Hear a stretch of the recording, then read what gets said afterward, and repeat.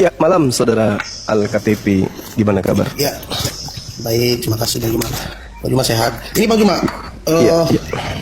boleh saya berikan sedikit untuk motivasi diri saya. Ini saya gambarkan seperti apa yang kami prediksi kayak Bang Juma ya, seperti ini Bang. Piring kotor itu harus dibersihkan, bukan disingkirkan. Orang bersalah itu perlu dibina, bukan dihina. Lalu dirangkul, bukan dipukul. Gunakanlah solusi, bukan emosi. Kedepankanlah nilai-nilai kebenaran, bukan mencari-cari pembenaran. Ini buat saya Pak Juma ya. Saya baca saja. Ya, baik. Saya boleh bertanya satu Bang Juma? Silakan. Oke, ini ini apa nih?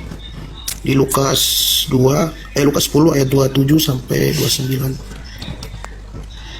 Jawab orang itu, kasihilah Tuhan Allahmu dengan segenap hatimu dan dengan segenap jiwamu dan dengan segenap kekuatanmu dan dengan segenap akal budimu, dan kasihilah sesamamu manusia seperti dirimu sendiri.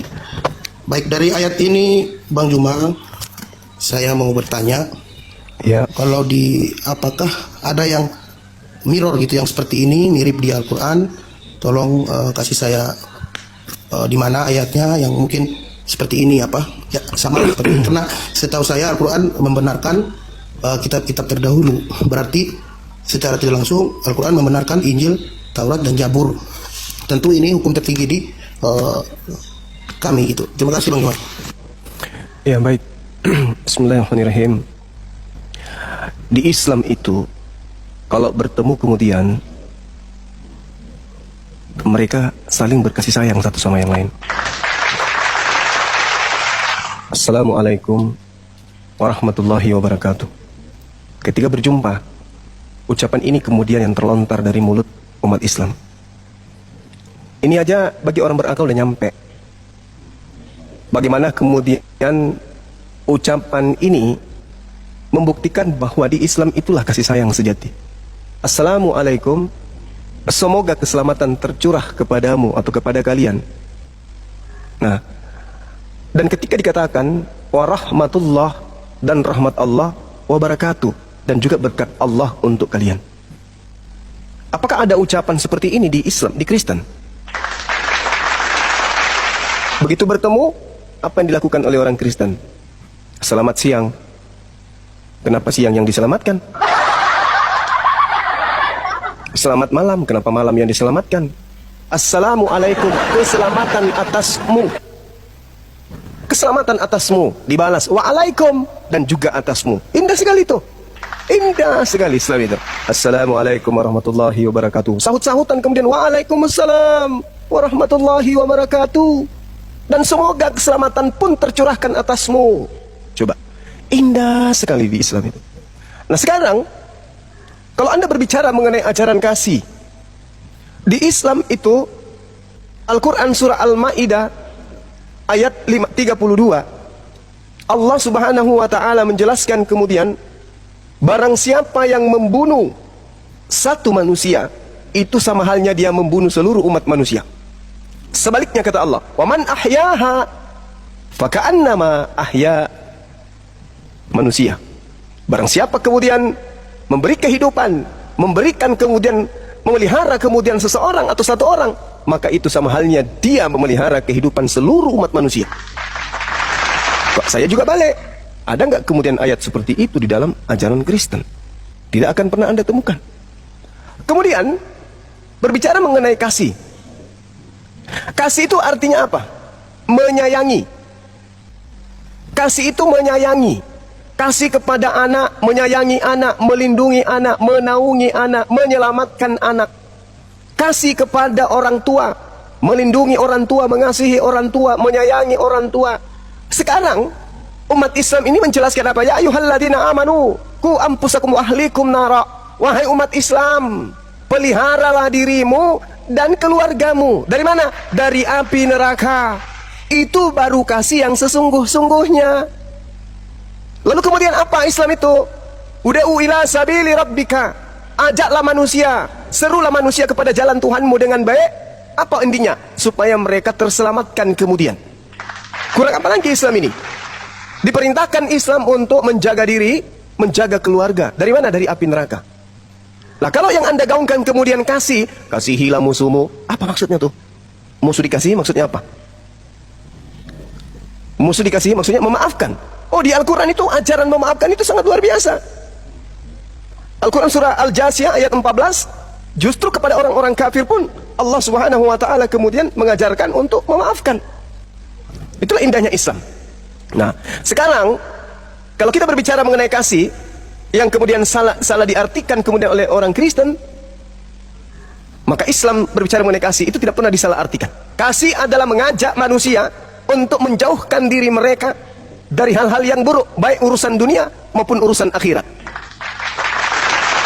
Nah, kullil ladina amanu yaghfiru lil ladina la yarjuna ayyamallah liyajziya qauma bima kanu yaksibun. Katakanlah kepada orang-orang yang beriman, hendaklah mereka memaafkan orang-orang yang tidak beriman. Ini apa ini? Memaafkan orang-orang yang tidak beriman, yang tidak takut akan datangnya hari-hari kiamat, yang tidak takut kepada hari pembalasan. Karena dia akan membalas satu kaum sesuai dengan apa yang telah mereka kerjakan. Karena Allah akan membalas kaum tersebut, maka kami umat Islam tidak punya hak untuk membalas orang yang melakukan kesalahan. Makanya dikatakan maafkan.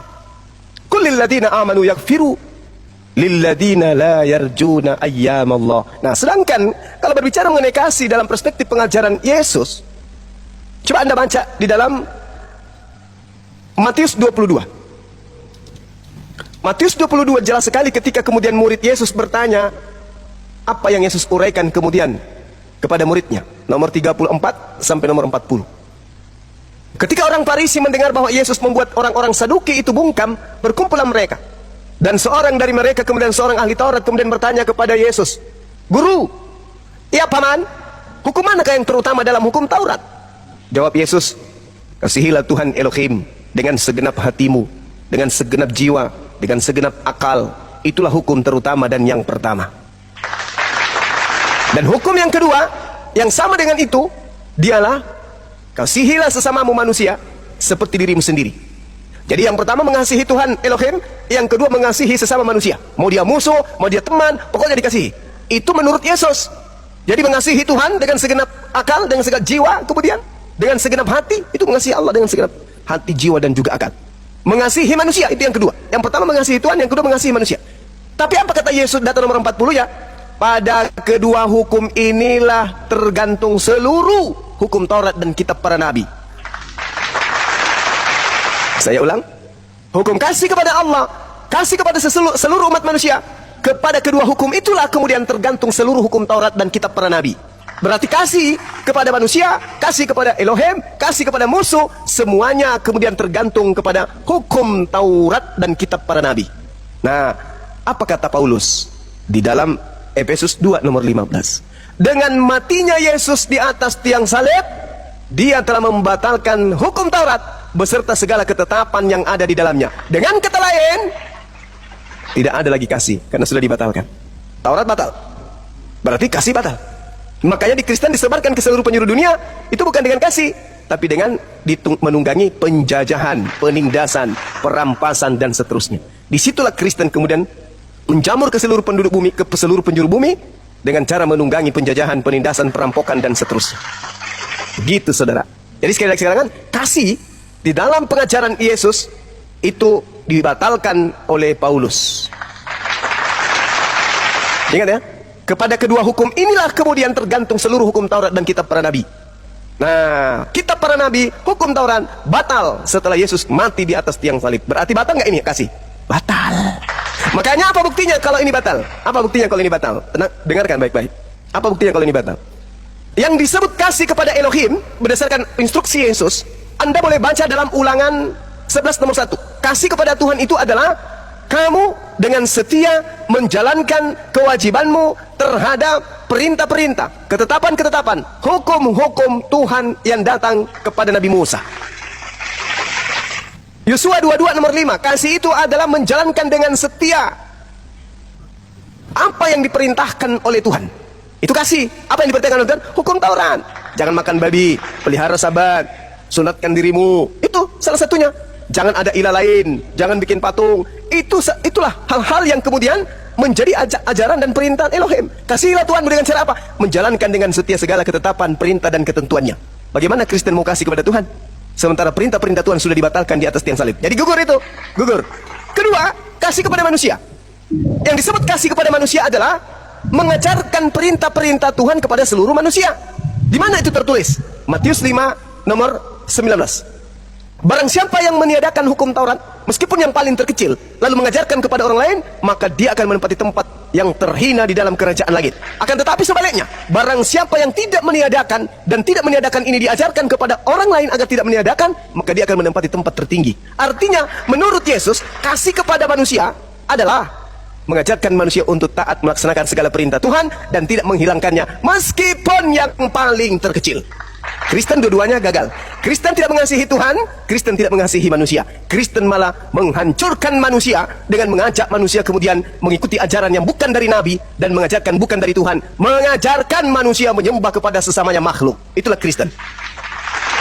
Makanya di dalam Matius 7:22 nomor 23, pada hari terakhir nanti banyak orang berseru kepadaku, Tuhan, Tuhan, bukankah kami bernubuat, mengusir setan, bermujizat dengan memakai namamu? Pada saat itulah aku Yesus akan berterus terang kepada mereka, nyahlah daripadaku, kalian semua adalah pembuat kejahatan. Jadi kalau ada orang yang mengajarkan agama Kristen, orang itu membawa manusia untuk diusir ke dalam api neraka berdasarkan Matius 7 nomor 22 nomor 23. Makanya saya tidak mau menjadi Kristen, karena saya tidak menginginkan anak-anak saya kemudian dilemparkan masuk ke dalam api neraka. Naudzubillah tsumma naudzubillah. Silakan.